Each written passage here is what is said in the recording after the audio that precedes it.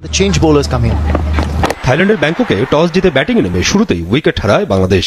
0 রানেই out হন opener ইসমা তানজিম।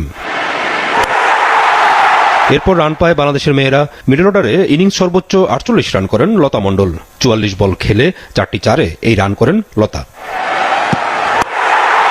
এছাড়া বাংলাদেশ ইনিংসে শারমিন সুলতানা 30 ও অধিনায়ক ফাহিমা খাতুন 29 রান করেন। নির্ধারিত ওভারে 7 উইকেটে 151 রান করে বাংলাদেশ এ দল।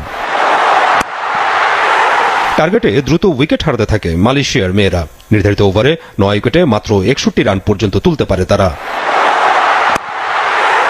একমাত্র নূর আরিয়ানার 22 রান ছাড়া মালয়েশিয়ার আর কোনো ব্যাটার 2 অঙ্কের ঘরে রান করতে পারেনি। 24 বলে এই রান করেন নূর।